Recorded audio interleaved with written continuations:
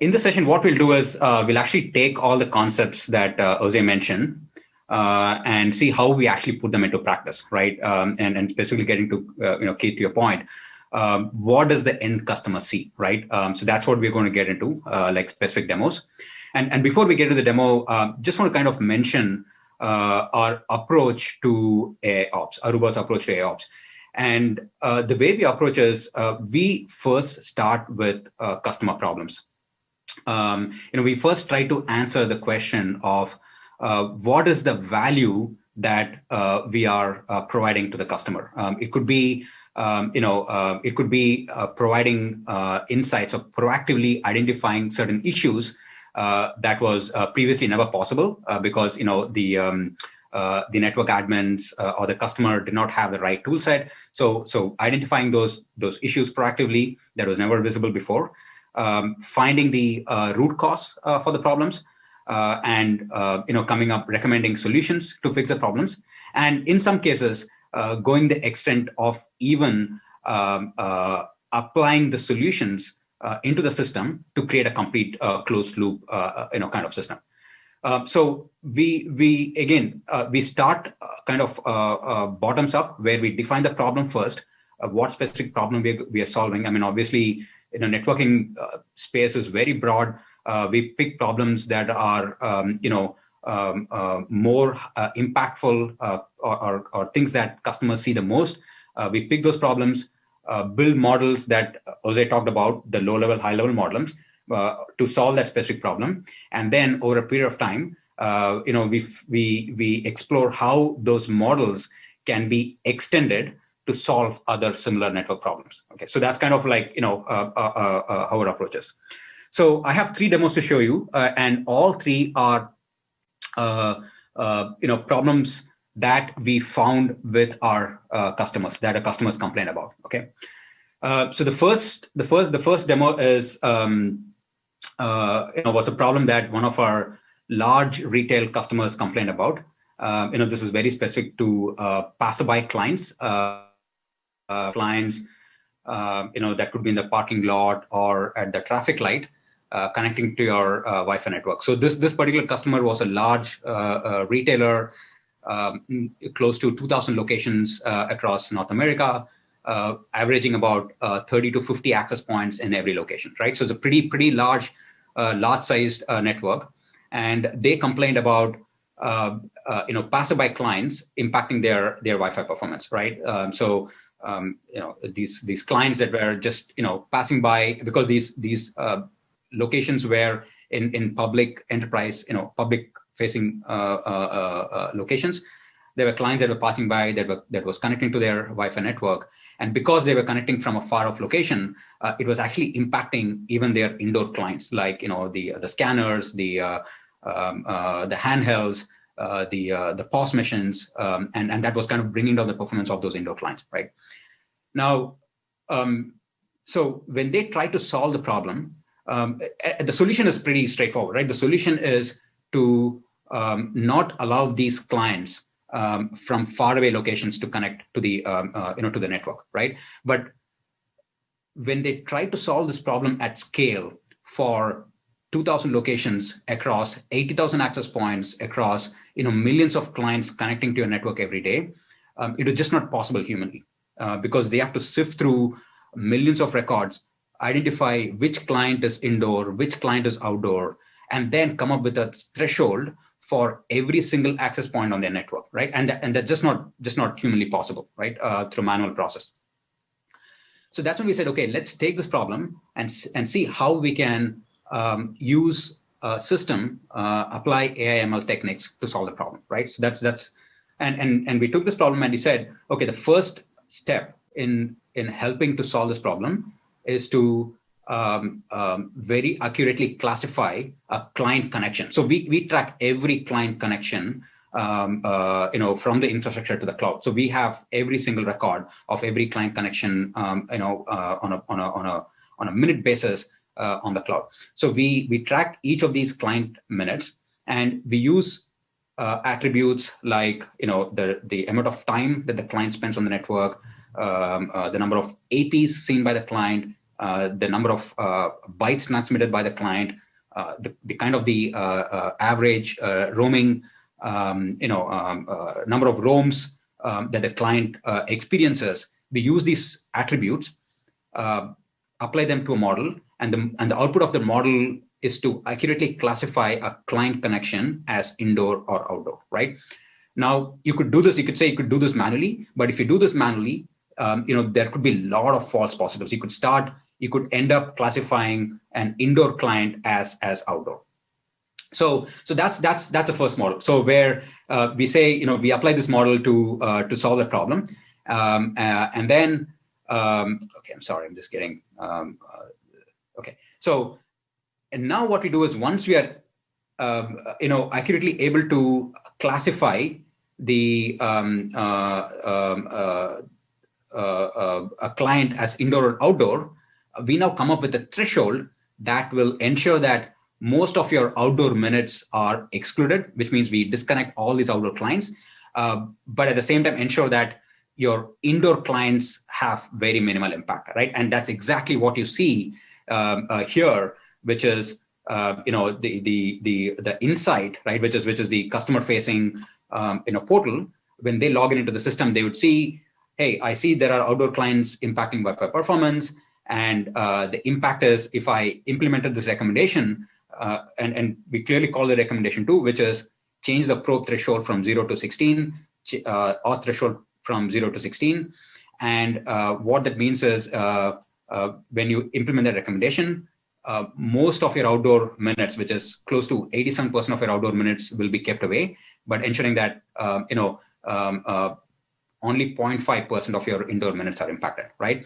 And we kind of show this chart where we say, if you implement this this threshold of 16, anything that's to the left of this chart is will be eliminated, which is we'll kind of not allow those clients to connect, but then majority of your clients or indoor clients are going to remain impacted, right? So and then now you can see how we come up with this recommendation on a per radio, per SSID level, and close loop this by pushing this recommendation as a policy to the radio.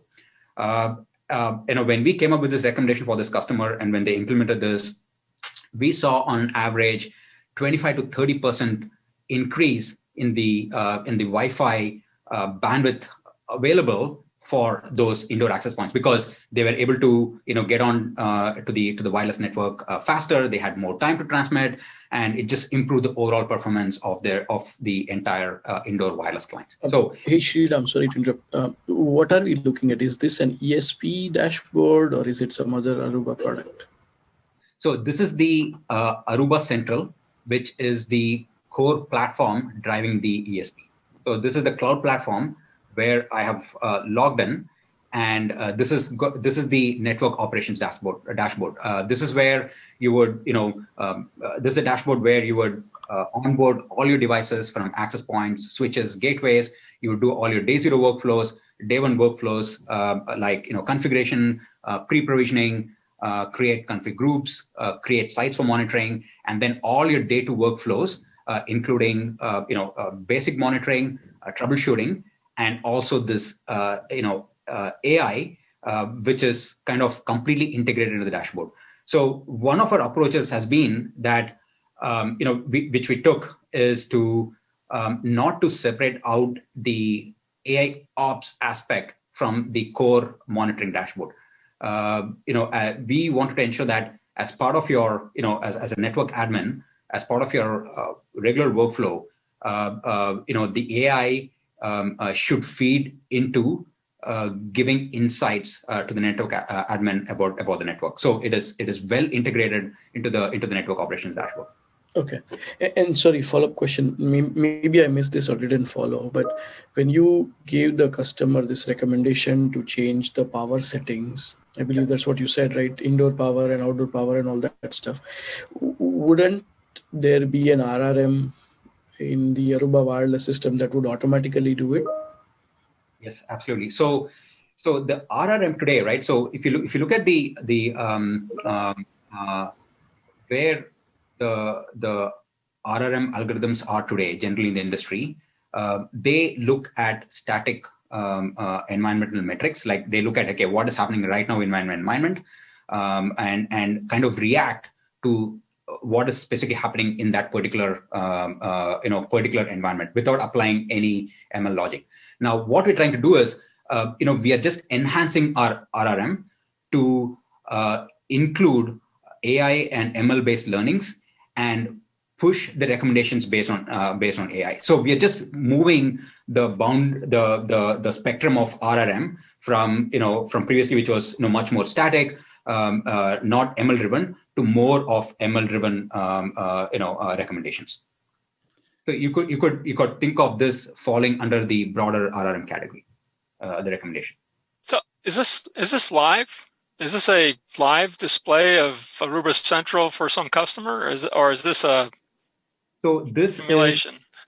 So this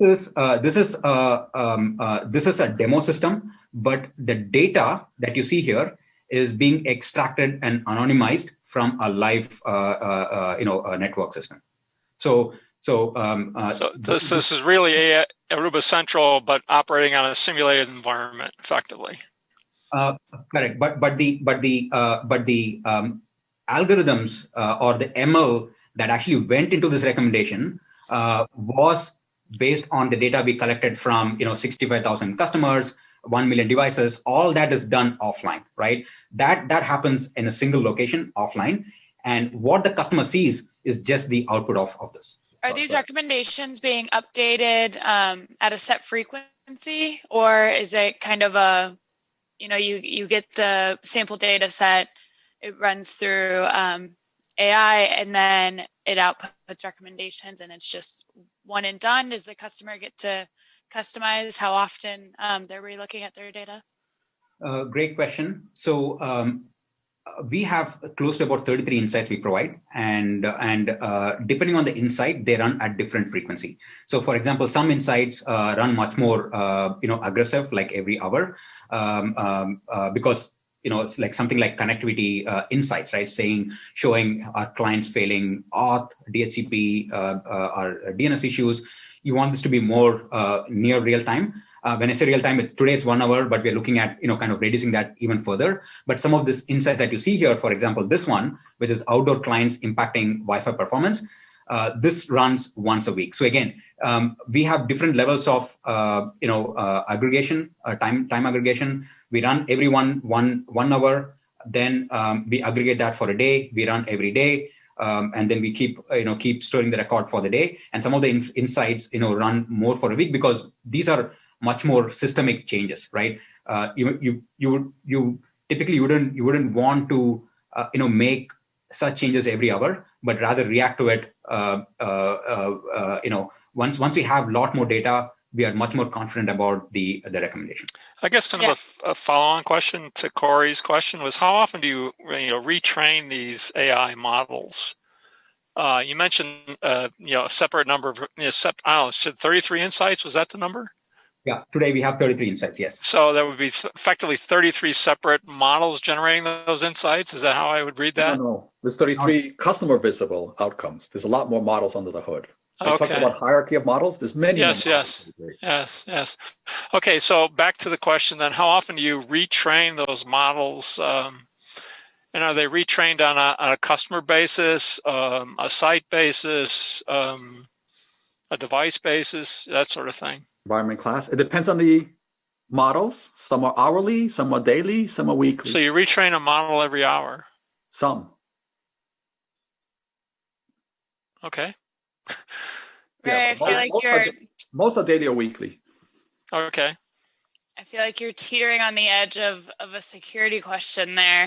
How often are you retraining your models? How often are you getting completely new data sets and making sure you don't have any malicious data being trained into your models here? I guess that's the answer of getting new data on some cases every hour. Yes, we actually have guardrails on most of these models because we're all experts on networking. So we know what's normal. in what's really anomalous. So we have some guardrails around these models to prevent it from coming out with really ridiculous outcomes.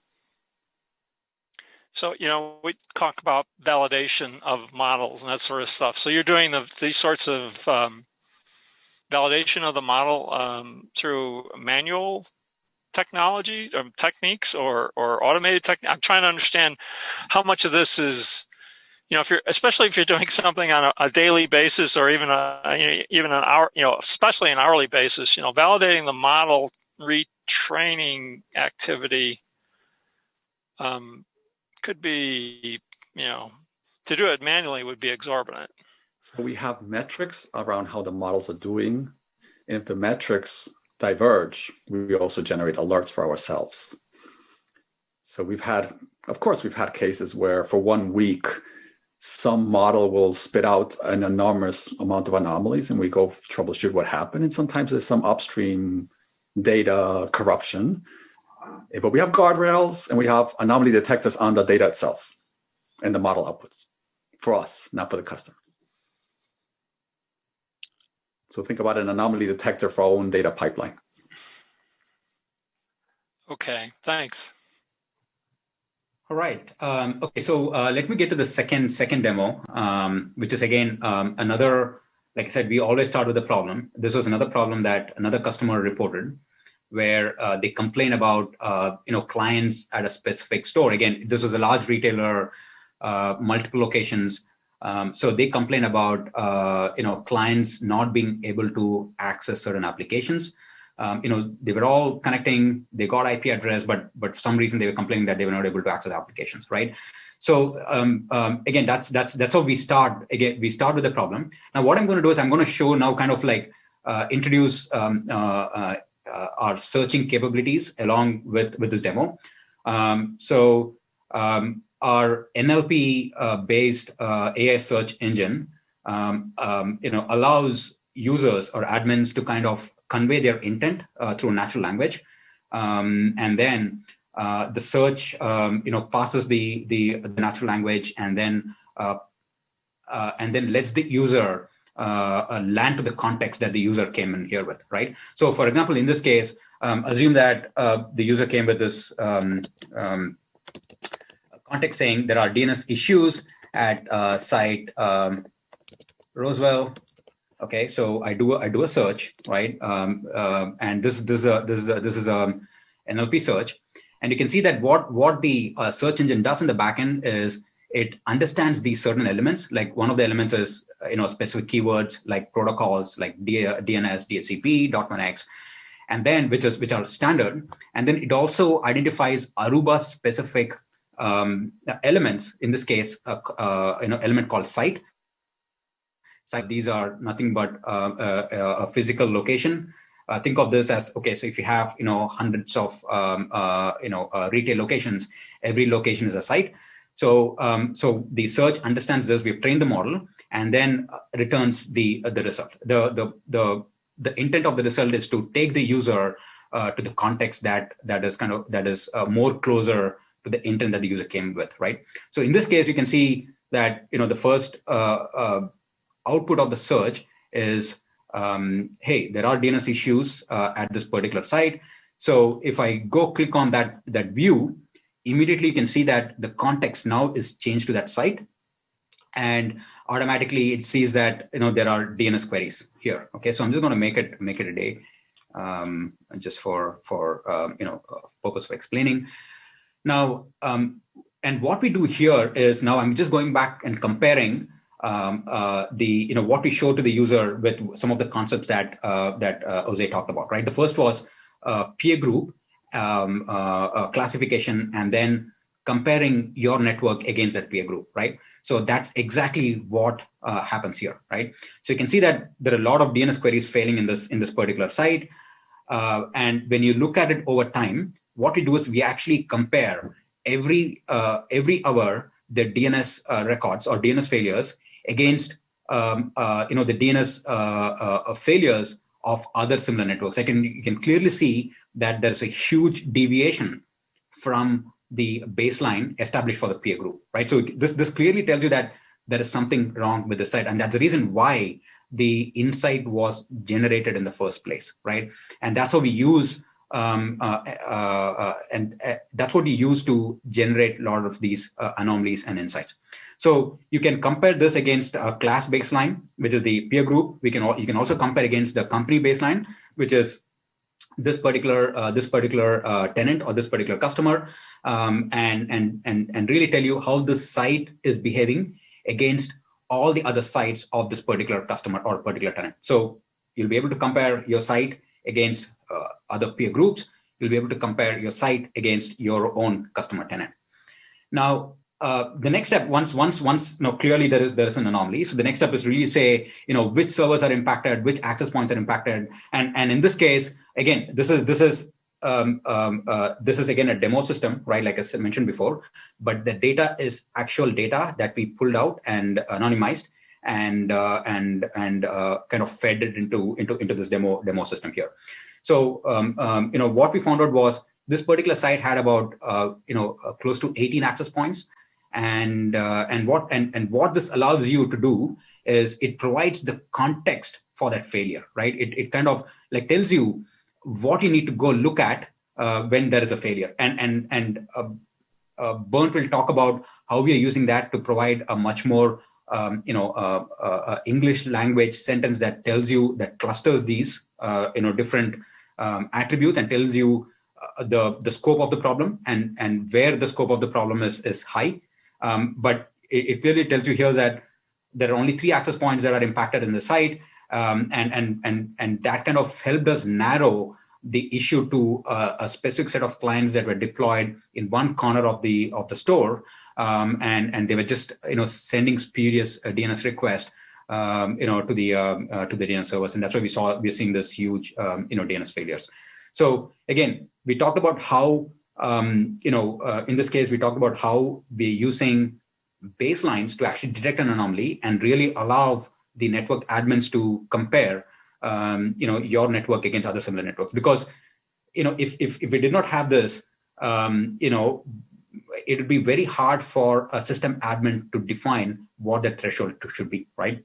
And if I ask around this room, we can all come up with our own thresholds. But really being able to compare is kind of very, very unique to us, and that's kind of the value that we provide with the business side.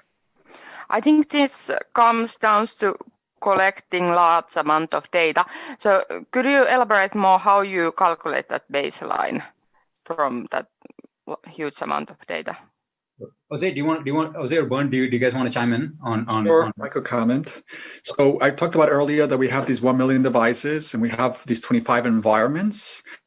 So those 1 million plus devices get put into these 25 classes, and then we design a baseline. The one that's shown here right now is the class baseline of metrics for each one of those 25 groups. But I don't know if Sri's going to show it, but we also have baselines for multiple sites across the same customer. But that's a separate baseline. This is the one that's going after those 25 classes. Which class does this site fall into? Based on peers, what is the right level? What is the normal level of failures? And this customer clearly is like 10 times higher than normal for this environment. So yeah, we also make sure that no environment class is too small so that the model is not accurate. There's also checks like that. So can you, I'm trying to kind of bring in something that Corey was talking about earlier, but then also trying to understand where you take it from here. So let's say I'm looking at Aruba Central, I see these anomalies, now what? Yeah, great question. So the next step, again, for us is, like I said, I think there are different stages to AI insights, and a lot of these insights are at different stages. The first is to be able to identify that there is an anomaly, there is something that's happening on your network, clearly calling that out, which previously you might not have visibility into. And now what we're doing is we're actually telling you which are the APs impacted, which are the servers impacted, and allowing the allowing a workflow by which users can get to the root cause of the problem.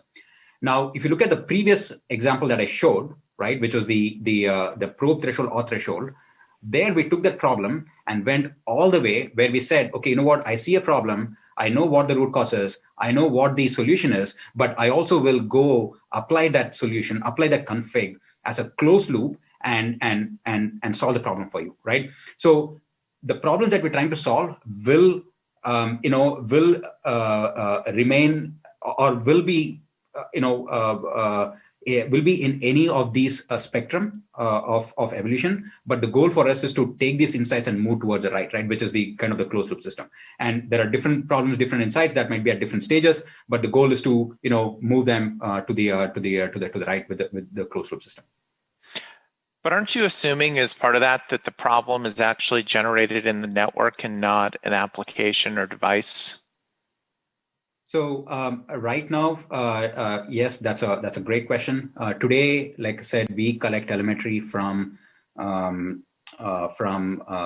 APs, switches, gateways, and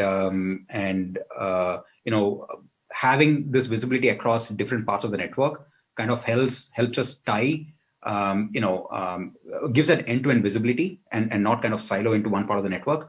But then, as and when we start looking at some of these, data coming from our gateways that are connected to the WAN, we are seeing very, very interesting insights there. For example, there are, we are coming, looking at insights like on certain geographical part of the country, one service provider is better versus, other parts where another service provider might be better.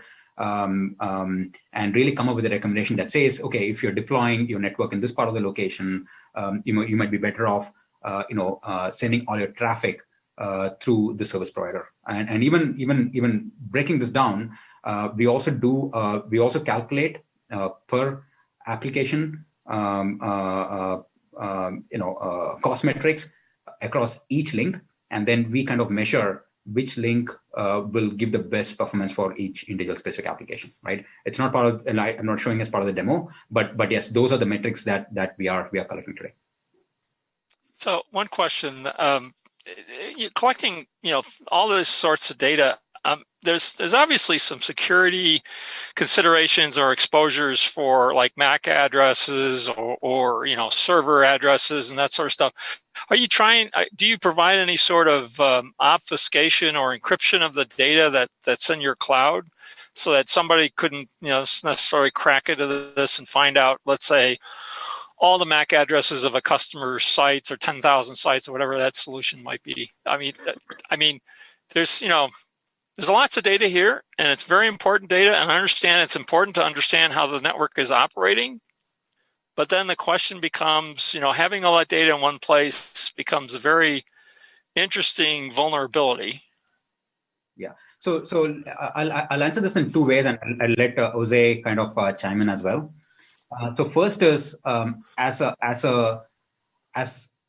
customer, as a network admin, I have access only to my own data, right? So the models are built on records coming from the entire cluster. But as a customer, if I'm responsible for this particular network, I have access only to this network. So that's number one.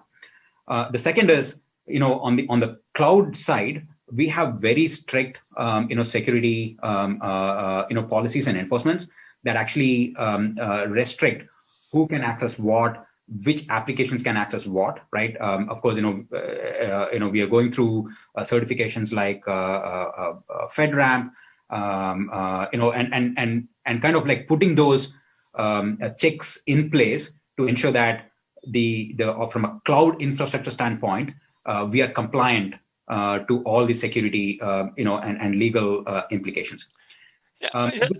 So putting access controls on is good. Encrypting the data is better. I mean, I guess the question is, are you encrypting the data or leaving it not encrypted or plain text in this case? Yeah, what happens when a bad actor gets access to an admin from 6 different divisions of a company? The admin who's dealing with financial, with the financial sector, and then the network admin. So then all of a sudden he has all of the IP addresses because he's logged in on a bunch of different people's systems. So today, again, right? I think the way we enforce that is, as we go through these, for example, FedRAMP, enforces very strict, policy and access control restrictions, right? And it's not just the processes. There is also a lot of implications or enforcement around around the process as well, right? Starting from development to operations to the access control. So when we go through the certifications, obviously we think that we are kind of very we have bold what should I say, very strict control in place. And second is when we see an event, we have a response mechanism in place. And Jose, could you just talk more about the MAC address anonymization and that we did for the campus NI? Yes. For select customers that were concerned about this, we implemented PII anonymization and hashing. But some of these insights are based on clustering certain features. So if you lose IP addresses and you're trying to find a cluster of why is it failing and you don't actually have access to some of these features because you just wiped out that column or you anonymized it randomly.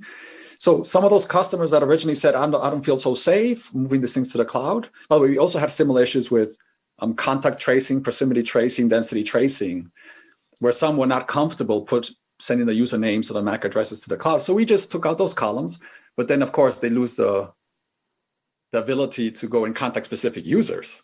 They know trends, they know densities. So some of these insights don't need MAC addresses or usernames. They don't need them. Yeah, I understand that. And so if a customer is concerned about security of their environment, they could request that data, they have more control over what data is actually being recorded or sent to Aruba Central or ESP. Yeah. From a privacy perspective, I'm from Europe and GDPR is quite strict on this. So how can you be GDPR compliant if you store MAC addresses and IP addresses in this way? You should never be able to be compliant in this way. So we have a TTL of 30 days. Everything gets deleted after 30 days in Europe. It's personal data. And you're not allowed to do that without proper agreements and everything else. That's a different discussion, but it's careful. You need to be careful with that. So let me address that in the sense the goal is to give the customer that degree of control on what they want to send and what they don't want to send, with the understanding that if you either anonymize or drop certain columns, then some models are not going to be as effective in there. And as we move out and get into some of the troubleshooting realm, then having access to these things is important in order to get somebody, to resolve very specific issues in there. And again, I'm not a lawyer, but what our lawyers tell us about GDPR is it's not that you cannot store it. We just have to be clear in telling people what we are storing and give them control that if they don't want their data to be stored, we have the ability to erase them. True, but it's not about the ability to erase. It's about only using the minimum level of information required. And that's the key critical aspect. But it's a complete different discussion. But it's careful. You need to be careful with that because it's now an opt-out instead of opt-in. Correct, right? And we have the customers have control over what they want to share, with the understanding that depending on where they draw that line, the effectiveness of certain models, it could have an impact on them. And but as long as customers have that degree of control, that's what we've gone in there, and we have to go look in the future if we want to completely encrypt everything. Does it also have some impact on how these models can be applied on this data set? Yeah, so this data that's all going into the cloud is coming all from different customers about different events and things. Do you use any of this information to train new models or to try to make other models healthier? Yes, we're doing global models, yes. Okay. So we're trying to optimize the config to give you Zoom, to optimize the Zoom performance for a given environment. We're using the data from all the environments that are doing Zoom across months of data. Okay, thanks. Otherwise, we wouldn't get the benefits of learning from peers if every model was run only on one customer. Because it's not often the customers are small and there's not enough diversity to learn trade-offs. Okay. But for most of these models do not need usernames or MAC addresses, right? I mean, if you're just trying to see is what's the optimal configuration for a given environment for Zoom to work 99.9% of the time, you don't need to know who it is. You just need to know there's a Zoom call with this AP model, with this AOS version, and how is it performing relative to configured environments. You don't need to know who's running the Zoom call. Gotcha. And that's true of most of what we do, right? Until you get into the troubleshooting realm. Yeah. The troubleshooting is a problem. Somebody calls saying, my MacBook doesn't connect. I mean, do you want to answer that question or not? So folks, one last part of the demo is, Ash talked about AI Assist, right? How for some events that require manual intervention, typically what happens is when the issue happens, there's always a time lapse between when the issue happened and when a TAC engineer or a network engineer looks at the issue and tries to reproduce and collect the logs. What ASS does is, it just feeds back on the same AI ML anomaly detection engine, and when the critical events are detected in the system, the AI Assist will automatically collect logs, and these logs are what we call recipes, and the recipes are dynamic, right? So the inputs to recipes come from our engineers, our TAC, from the field. So this is dynamic, and so that the logs can be collected at the time of when the issue happens. And with this, what we're trying to do is we are actually really taking our TAC process from a reactive to proactive approach, right? So what we do is when some of these critical events show up, we generate these logs and we send a notification to TAC. Again, this is an opt-in. We notification to TAC, so the TAC already has access to all these logs even before the customer might like a network admin might know about this, right? So then there is a secure location from where the TAC can download these logs securely, analyze the logs, and come back and provide a recommendation, right? So again, just want to kind of like show that that's part of the capability today, where we are kind of transforming the TAC function from reactive to proactive approach.